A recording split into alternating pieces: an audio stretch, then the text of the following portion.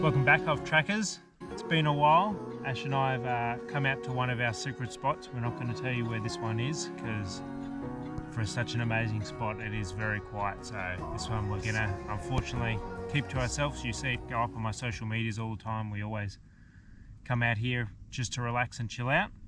But what I thought we'd do in this video, we'll sort of give you a channel update because we haven't been posting a lot, and go into what's happening with the channel, what's coming, because there is some big things that are now in the pipeline. They're all ordered and ready to go, so we'll go into that. And then I thought a big thing we'll actually do is we'll give you an honest review on what it was like having a four-wheel drive Canopy and why we sold it.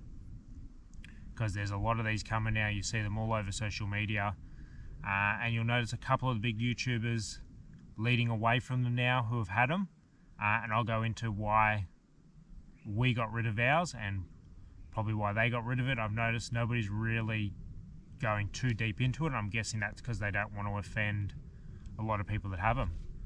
So without a doubt, let's get into it. We'll do a channel update first.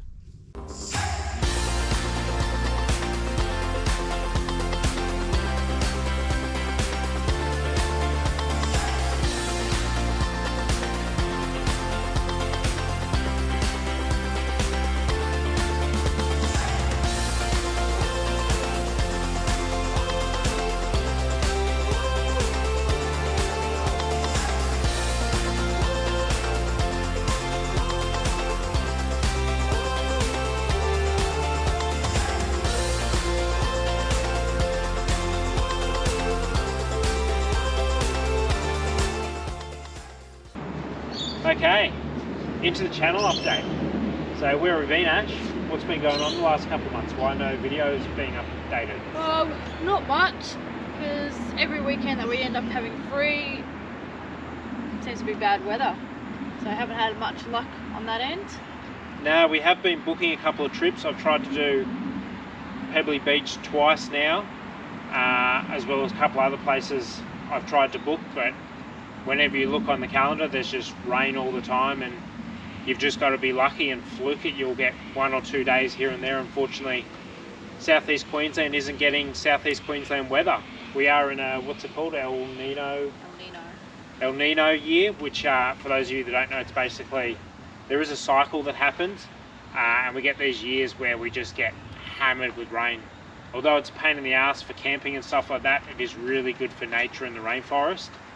About 5 years ago, especially probably Springbrook was the worst. A lot of the rainforest species of plants started to dry out and die off, where now that's coming back really good. So as annoying as it is, we do need these years. And as soon as we can get a good break in the weather, we'll actually get back out camping and get some more footage for you guys. Bushwalking will probably come first because we just need probably a good week of no rain and then we can hit the tracks. Is there anything else that we've ordered? What else has been happening?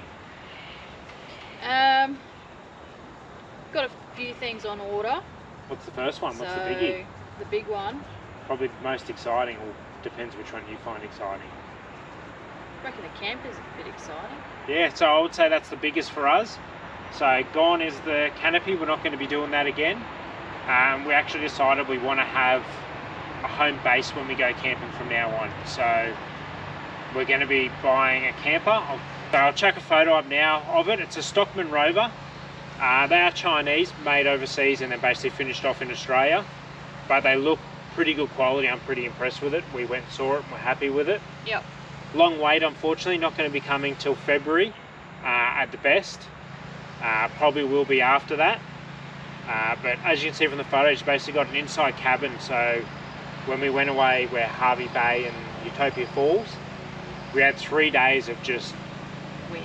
absolute horrific wind. And normally I'm a bit of a whinger. Ash is a bit tougher than me, aren't you, Ash?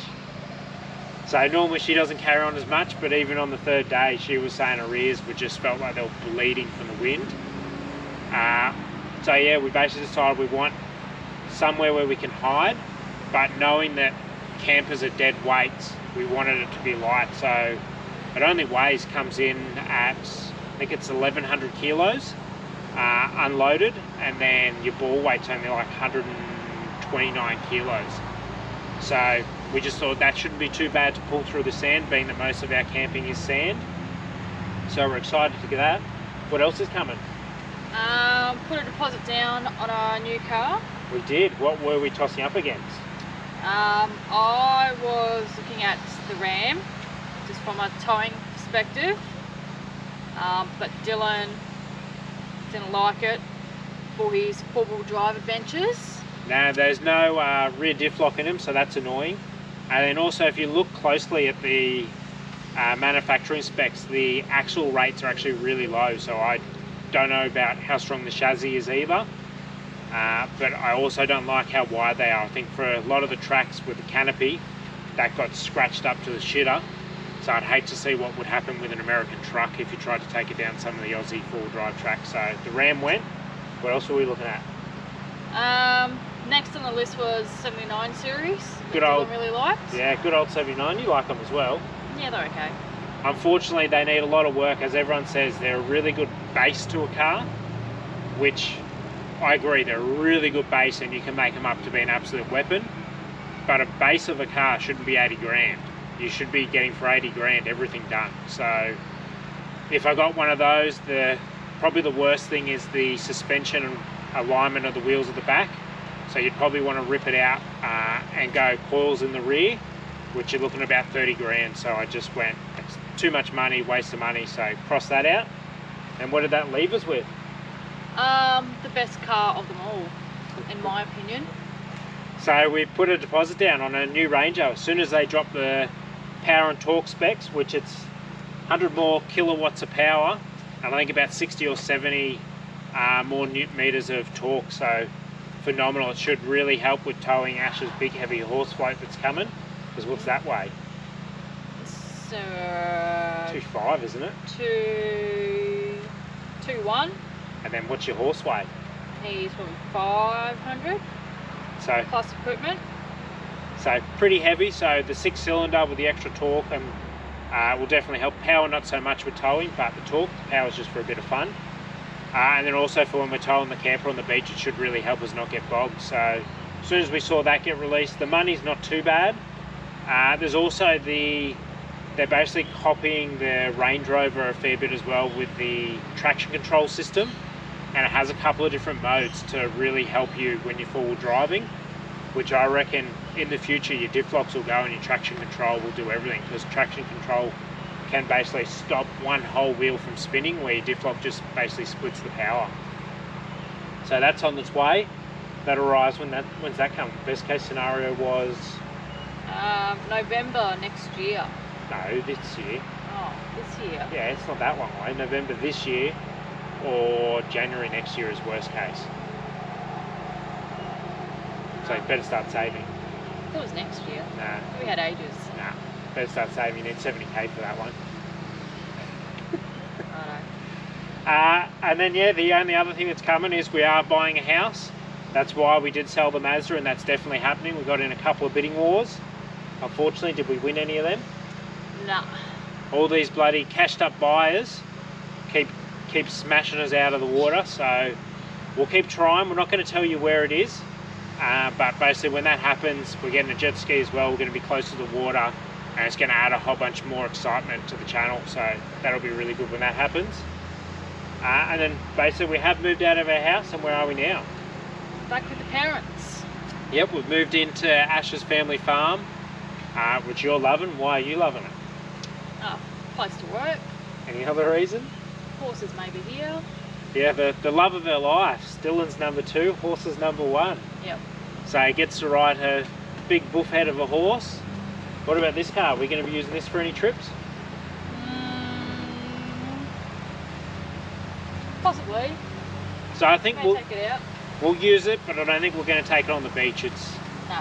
the underneath, like when you compare this to my BT50, hers is older, what, 2 years older?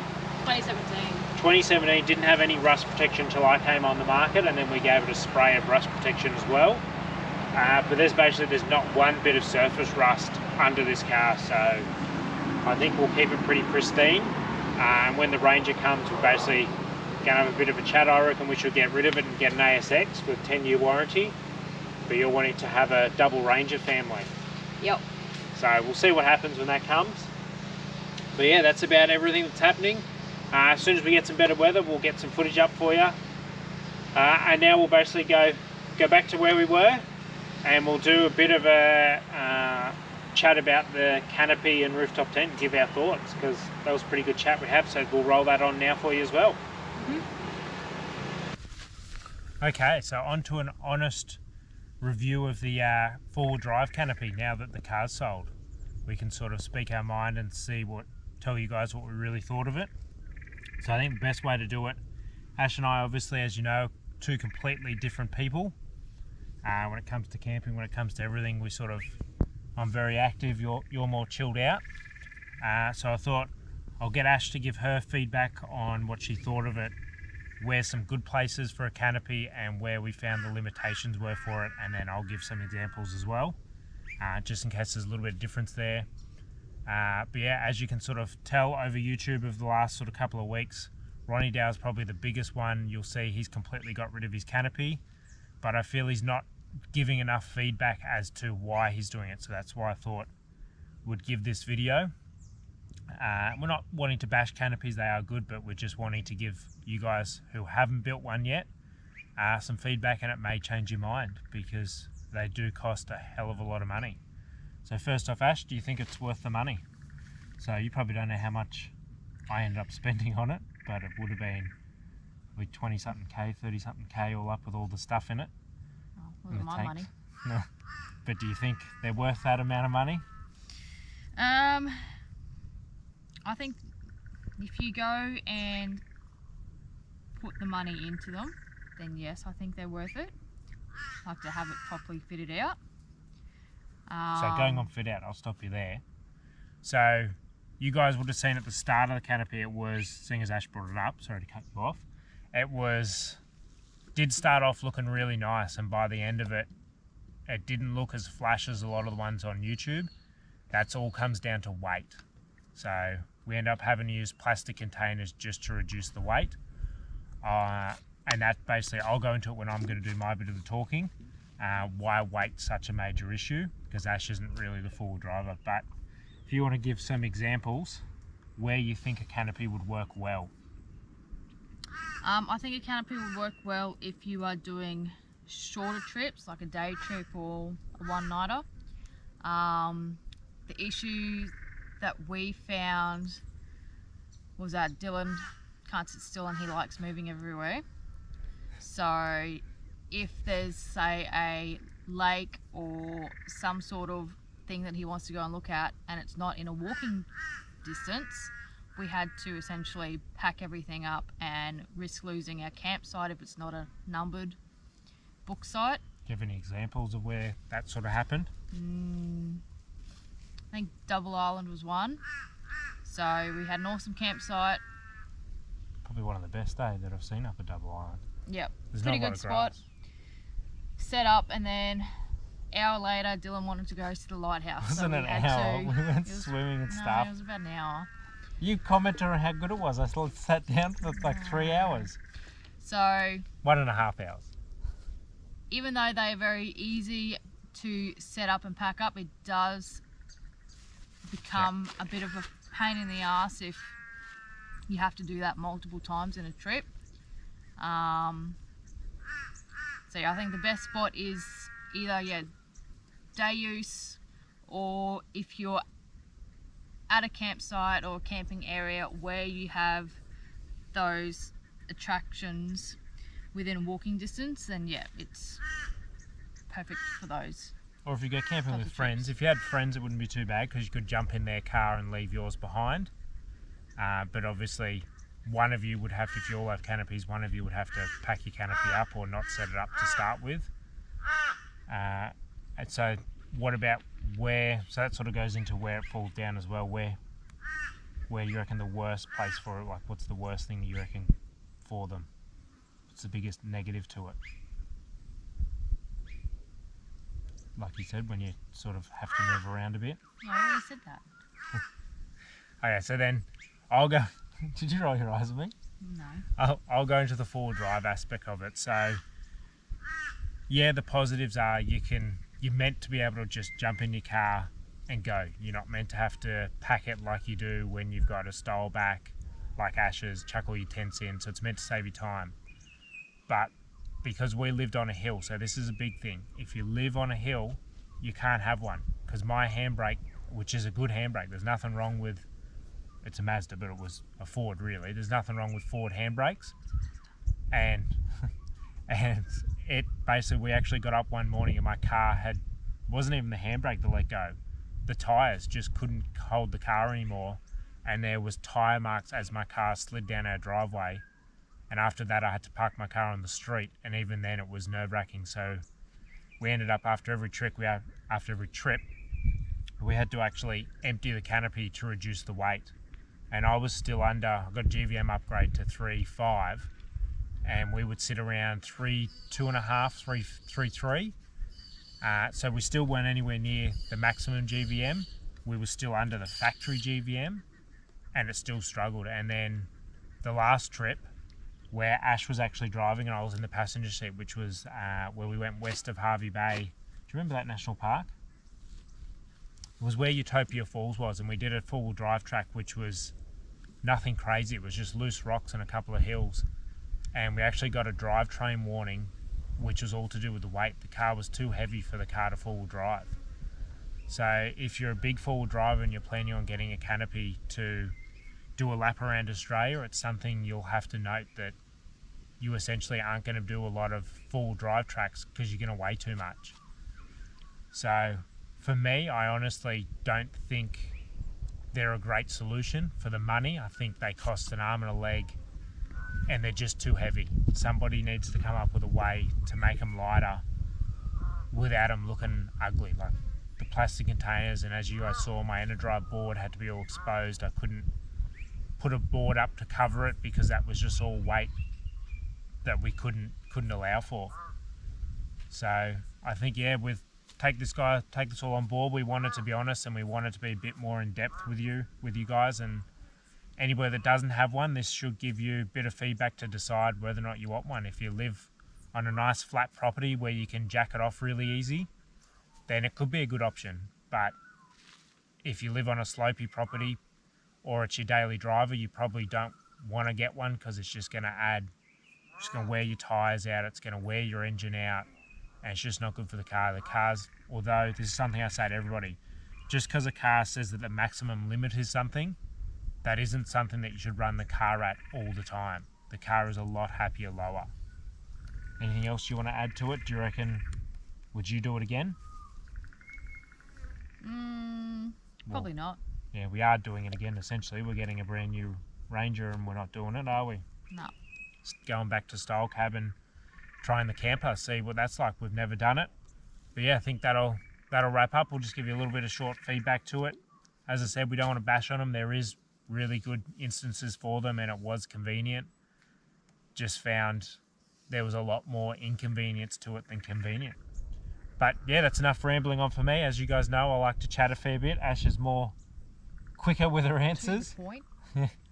So we'll leave it there and we'll try and get some more trips happening for you. We just need this southeast weather to come back to being what Queensland is meant to be, sunshine instead of overcast, windy or rainy. Because as you can see today, still black clouds hanging around everywhere. We just can't seem to get any nice sunny days here. But when they do come, we'll get back out and do some more travelling for you guys. See you next time. No catchphrase from you yet? Nope. You can steal my see ya. See ya.